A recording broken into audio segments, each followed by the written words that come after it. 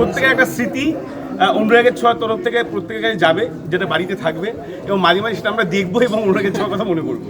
ঠিক আছে, অনুরাগের ছোঁয়া, অনুরাগের ছোঁয়া, অনুরাগের ছোঁয়া। কিচ্ছু হয়নি, আবার দেখা হবে। ওইখানে আছে তো, নেই না ওর ফোনটা। কিছু বলার আগেই হয়তো আমি কেঁদে দেবো। না, অ্যাকচুয়ালি এটা আমরা এই জার্নিটা সহজ ছিল না, অবশ্যই আমার কাছে তো সহজ ছিল না, খুব টাফ একটা জার্নি ছিল, কিন্তু তার মধ্যেও সহজ করে তুলেছে যারা, এখানে সবাই দাঁড়িয়েই আছে অলমোস্ট। তো আমি যখন রায়দিঘি থেকে এসেছিলাম, আমার কাছে খুব মনে পড়ছে, তখন ভাবিনি, মানে সত্যি ভাবিনি যে অনুরাগের ছোঁয়ার মতো একটা বড় প্রজেক্ট করব। তখনও ভাবিনি স্টার জলসাকে এইভাবে পিছনে প্ল্যাকারে রেখে আমি কথা বলবো এতজনের সামনে, এত মিডিয়ার সামনে। সত্যি ভাবিনি, একদম হাতে ধরে। সত্যি ভাবিনি। তো আজকে ওই মেয়েটার কথা খুব মনে পড়ছে আমার, রায়দিঘির মেয়েটার কথা। অনেক স্বপ্ন নিয়ে এসেছিলাম, আস্তে আস্তে স্টেপ বাই স্টেপ এগোচ্ছি। প্রথমেই জায়গা করে দিয়েছে SVF স্টার জলসা।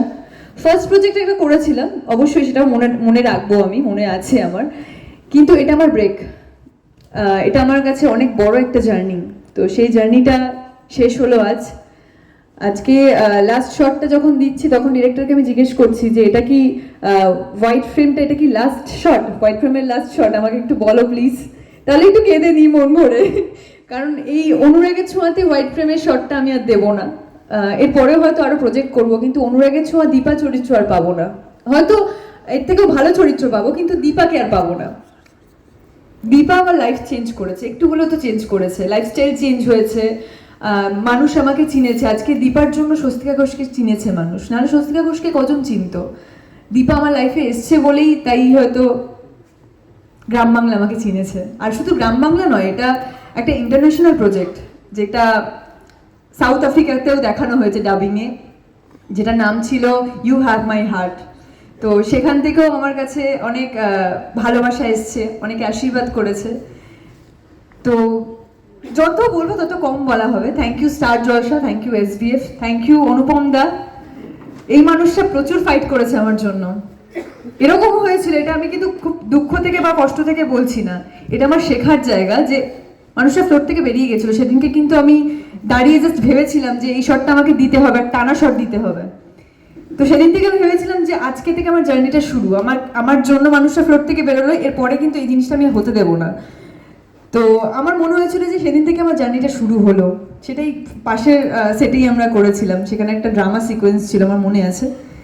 তো তারপর থেকে বেসিক্যালি দীপার জার্নিটা শুরু হয়েছিল যখন স্টোরি লাইনে দীপাকে প্রেগনেন্ট দেখানো হয়, যখন বাড়ি থেকে বের করে দেওয়া হয়, তখন যে একার জার্নিটা তখন আমাকে তৈরি করেছিল। তার আগে প্রচন্ড নার্ভাস ছিলাম আমি জাস্ট পারতাম না টানা ডায়লগ বলতে, সত্যি পারতাম না, হাত পাত কাঁপতো আমার, আমি প্রচন্ড নার্ভাস হয়ে যেতাম। তার জন্য প্রচুর হেল্প করেছে প্রত্যেকটা মানুষ, ইভেন আমি বলবো ক্যামেরার পিছনে যারা লাইটে কাজ করে, যারা অল টেকনিশিয়ানস অ্যাকচুয়ালি, তো তারাও প্রচুর হেল্প করেছে, তারাও প্রচুর পেশেন্স নিয়ে থার্মোকল ধরে থাকতো, যে না বলতে হবে, শেষ করতে হবে। তারা বলতো ঠিক আছে চল আমরা বসে পড়ছি, এই শটটা শেষ কর। 8 ঘন্টা 40 মিনিট, 1 ঘন্টা 1.5 ঘন্টা ধরে ক্লোজ দিতাম আমি, সেই দিনগুলোও মনে পড়ছে অবশ্যই। প্রচুর কেঁদেছি 6 দিন ধরে, যেদিন শুনেছিলাম যে শেষ হচ্ছে মানতে পারছিলাম না, কিন্তু হ্যাঁ যেটা শুরু হয় সেটা তো শেষ হয়ই। কাল থেকে কল টাইমটা আমার কাছে আর আসবে না অনুরাগের ছোঁয়ার জন্য। অবশ্যই এটা আমার কাছে ইমোশন, কিন্তু এটা আমি সারা জীবন মনে রাখতে চাই যে দীপা আমার কাছে এসেছিল, চলে গেছে, বাট আমি মনে রাখবো, সারা জীবন মনে রাখবো। আর দীপার জন্য সুদীপাকে পেয়েছিলাম লাস্ট, যে ট্র্যাকটা আমরা শেষ করলাম দীপার নাতনি সুদীপা চরিত্রটাতে। দীপা ছিল বলেই সুদীপাকে আমি পেয়েছি। আর সেকেন্ড টাইম যে আমাকে ভরসা করতে পেরেছে সবাই, যে সুদীপা তুই করছিস, আমি ফার্স্ট মানে তখন আমি ভেবেছিলাম যে একদিনও গ্যাপ পাবো না, দীপা থেকে সুইচ করে আমি কি সুদীপা হতে পারবো, চরিত্রটা একটু তো ডিফারেন্ট কিছু করতে হবে, নাহলে কি করে হবে। তো চ্যালেঞ্জটা অ্যাকসেপ্ট করেছিলাম, খুব ভয় অ্যাকসেপ্ট করেছিলাম। তারপরেও যে মানুষ আমাদের জুটিটাকে ভালোভাবে নিয়েছে, খুব অল্প জার্নি ছিল আদিত্য আর সুদীপার দুটো চরিত্র, কিন্তু তারপরেও যে মানুষ ভালোবেসেছে, এটাই আমাদের কাছে অনেক বড় পাওয়া। 4 বছরের জার্নি শেষ হলো, খুব হ্যাপিলি আমরা শেষ করছি। বাস আমি বলবো যে 30শে নভেম্বর 2.5 ঘন্টার একটা ছবির মতো করে আমরা দেখাবো অনুরাগের ছোঁয়াকে। পুরনো কিছু স্মৃতি প্লাস আমাদের নতুন গল্প সব মিলিয়ে একটা গল্প দেখানো হবে 2.5 ঘন্টার episode.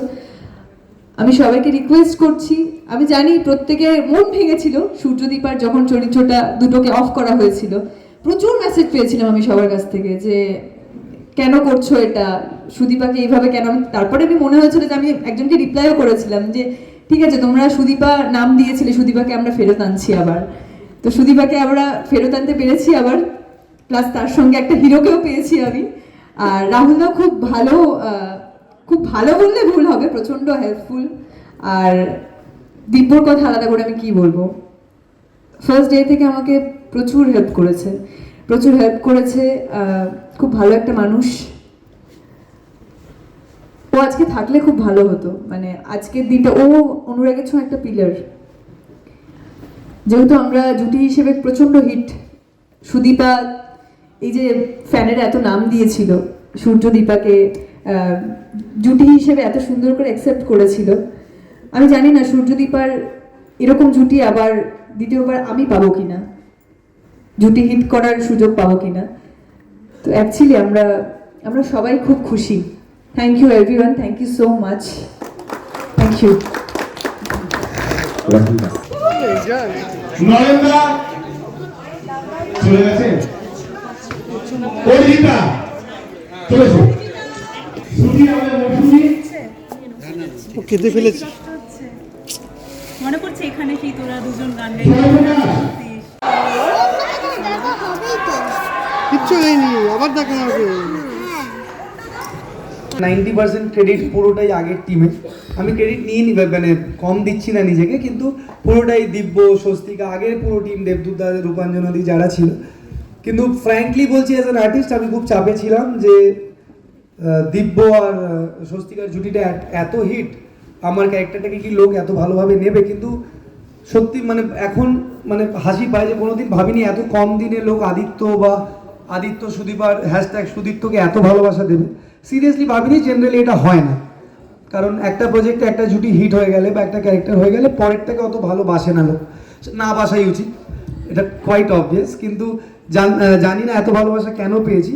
Thank you star Jalsha, thank you SBF আমার ওপর বিশ্বাস করার জন্য। হয়তো জার্নিটা ছোট, কিন্তু এই তিন মাসের জার্নিতে আমি অনেক কিছু শিখেছি। অনুপমদার থেকে শিখেছি যে আমি এখনো কিছু জানি না। এরকম হয় না 4-5টা প্রজেক্ট করে নিলে আমরা ভাবি অনেকটা বুঝে গেছি, কিন্তু এই ডিরেক্টরটার সাথে কাজ করে বুঝেছি আমি কিচ্ছু বুঝিনি। সবসময় বলতে তুমি কিছু পারো না, কিন্তু ওই মানুষটাই বলতে তুই অনেক কিছু পারিস। হ্যাঁ, ইনফ্যাক্ট আমি একদিন ইয়ার্কি মেরে বললাম যে আমি তো পারি না, ছেড়ে দাও। একদিন আমাকে ডেকেছিল, পারিস না কেন বলছিস, তুই 4-5টা প্রজেক্ট করে ফেলেছিস। তো এই মানুষটাই আমাকে বুঝিয়েছে আমি কিছু পারি না, এই মানুষটাই বলেছে তুই সব পারিস। তো থ্যাংক ইউ অনুপমদা, আমার কাজ করা one of the best directors. একদম মন থেকে বলছি, সামনে আছো বলে বলছি না, আমি খুব স্ট্রেট ফরওয়ার্ড। আর সেকেন্ডলি থ্যাংক ইউ আদিত্য দেওয়ার জন্য আমাকে, স্টার জলসার SBFকে। থ্যাংক ইউ সবাইকে যারা এত ভালোবেসেছেন, সব পেজেস যারা এত ছবি পোস্ট করেছেন। আমি নিজের ছবি এত এডিট করি না যত তোমরা আমার ছবি এডিট করেছো। Thank you so much. হয়তো ছোট ছিল, কিন্তু আদিত্যটা আমার সাথে লাইফ টাইম থাকবে। আর হ্যাশট্যাগ সুদীপ্ত। ইনফ্যাক্ট এই প্রজেক্ট চলাকালীন অনেক বন্ধু পেলাম, অনেক সিনিয়র্সরাও বন্ধুর মতন হয়ে গেছে। তো থ্যাংক ইউ। আর আপনাদের সবাইকে থ্যাংক ইউ। আর আগে যারা ছিল সবার বিহাফে বলছি, মানে আমি আমাদের পার্টটা ছেড়ে বলছি, সবার বিহাফে বলছি থ্যাংক ইউ অনুরাগের ছোঁয়াকে এত ভালোবাসার জন্য। এখনকার দিনে 4 বছর একটা শো চলা মানে ওটা একটা ব্র্যান্ডের মতন হয়ে যায়, এই জামা কাপড় কিনতে যাওয়ার মতনই অনুরাগের ছোঁয়া। ওটা লোকের এখন একটা হ্যাবিট হয়ে গেছে, দেখবো না, বাজে হচ্ছে তাও দেখবে, সেটা না বলার কিছু না। তো মানে বিগ থ্যাংক ইউ দিব্যদেরও বলবো। আগের যারা কাজ করছিল, দিব্যর আজকে আসা উচিত ছিল। আমি জানি না ইন্টারভিউটাও দেখবে কিনা, ও ব্যস্ত আছে আমি জানি, ওকে ফোনও করেছি, আমি ওর সাথে কথাও বলবো। ওর আসা উচিত ছিল, ওর এখানে দাঁড়ানো উচিত ছিল আজকে। আমি একদম জেলাস ফিল করতাম না, ভালো লাগতো, কারণ ও আমার ভাইয়ের মতন। তো এরকম কোনো ব্যাপার নেই, দিব্যর আসা উচিত ছিল, কারণ 90% ক্রেডিটটা ওর, মানে অ্যাজ এ হিরো এই প্রজেক্ট। বাট ঠিক আছে, কোনো ব্যাপার না। Thank you. অন্য কোনো কাজ করব, হয়তো আদিত্যর থেকে ভালো ক্যারেক্টার পাবো, হয়তো বাজে পাবো, কিন্তু আদিত্য পাবো না। তো আমার আক্ষেপ একটাই, মাঝে লিখেছিল রাহুল ক্ষোভ প্রকাশ করলেন, আমি একদমই ক্ষোভ প্রকাশ করিনি। রাহুল আপসেট, আমি খুব দুঃখী যে রাহুল আদিত্য ক্যারেক্টারটাকে কম দিন প্লে করতে পারবে, আর কোনো রাগ নেই আমার। আমি কাজ করেছি, পয়সা পেয়েছি, আই এম হ্যাপি। তো thank you so much star Jalsha SBF, thank you সবাইকে এত ভালোবাসার জন্য আদিত্যকে, থ্যাংক ইউ। নেক্সট দীপার কাকি শাশুড়ি সায়ন্তনী।